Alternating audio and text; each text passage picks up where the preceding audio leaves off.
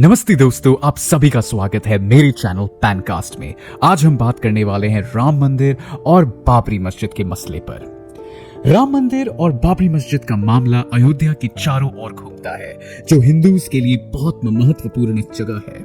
ऐतिहासिक दृष्टि से अयोध्या शुरुआती में कई सदियों तक एक सैविक सेंटर था और बाद में 18वीं सदी में एक प्रमुख वैष्णवाइट सेंटर बन गया।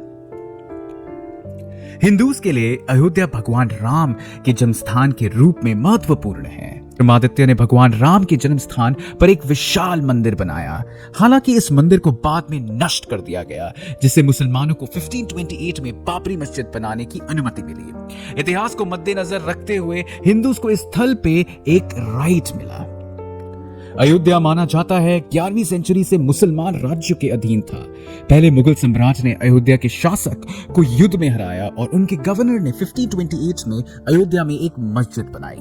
अयोध्या को खुर्द मेक्का, छोटा मेक्का कहा जाता था, क्योंकि वहां बहुत से मुस्लिम सूफी सेंट्स और अन्य पवित्र धार्मिक व्यक्तियों के दफनाए जाने का मान होता था। हिंदू ग्रुप्स के मुताबिक मुगल साम्राज्य ने एक भव्य और प्राचीन राम मंदिर को तबाह करके अपनी बाबरी मस्जिद बनाई। मुस्लिम दृष्टिकोण के अनुसार मस्जिद खाली जगह पर बनी थी और किसी हिंदू मंदिर के डिमोलिश होने का सबूत नहीं है। और जो अब मैं बताने जा रहा हूं वो एक बहुत बड़ा राज है। ऐतिहासिक मंदिर के बारे में खबरें अंग्रेजों ने फैलाई थी। उनका डिवाइड एंड रूल करने के लिए ये खबरें फैलाई गई थी।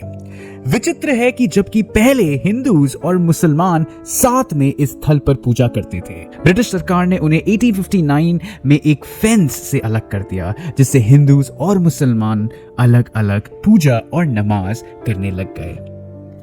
चलिए आगे बढ़ते हैं। इतिहास में एक हिंदू पुरोहित ने बाबरी मस्जिद के कंपाउंड का एक हिस्से पर एक चबूतरा बनाया। इसके खिलाफ स्थित स्थानीय मुसलमानों ने विरोध किया, जिसकी परिणाम स्वरूप एक समाधान हुआ, जिसमें मस्जिद और चबूतरे के बीच एक दीवार बनाने का समझौता हुआ।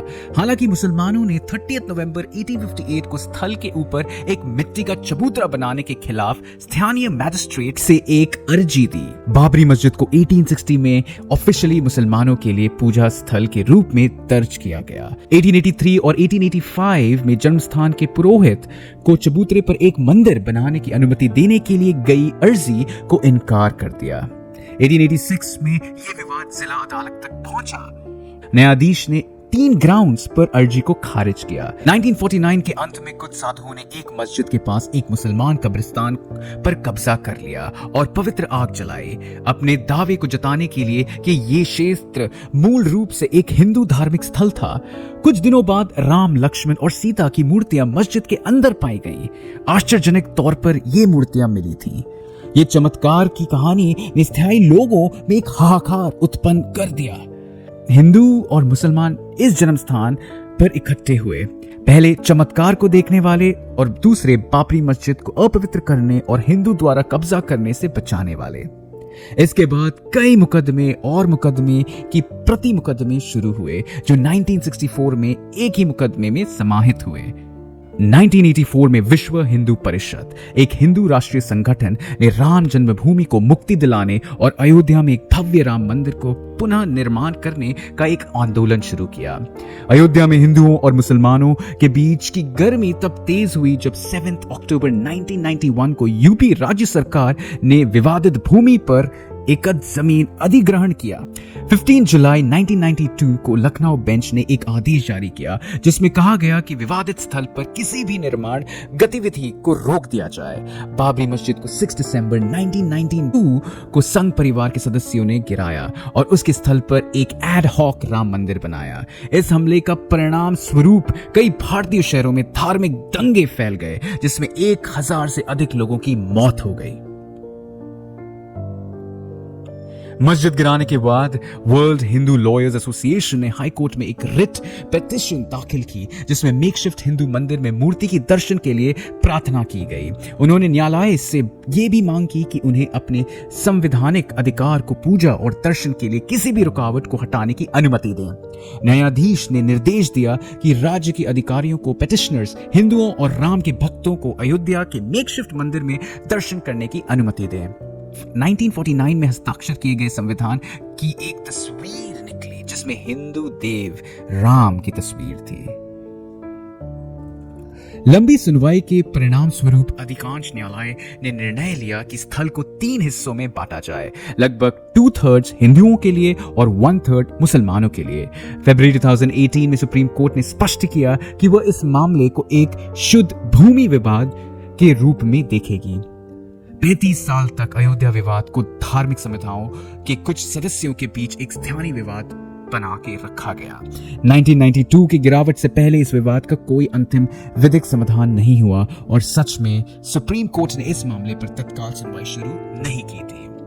अयोध्या विवाद का अंतिम निर्णय भारत के सुप्रीम कोर्ट ने 9 नवंबर 2019 को घोषित किया। One section of the society, this is the win of the truth. Absolutely. This is the win of the religion. This is the win of the constitution. Today we will not be looking at any development through the prism of a victory or a loss. This is no triumphalism. This is judgment, and it's a very mature judgment. I think the Supreme Court by clarifying that, and there was some confusion initially whether the Supreme Court was making a distinction between faith.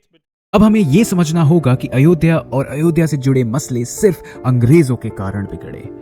अंग्रेजों ने हिंदू और मुसलमानों को बांटने और नियंत्रित करने की सोच रखी थी और उन्होंने नफरत का बीज बोया।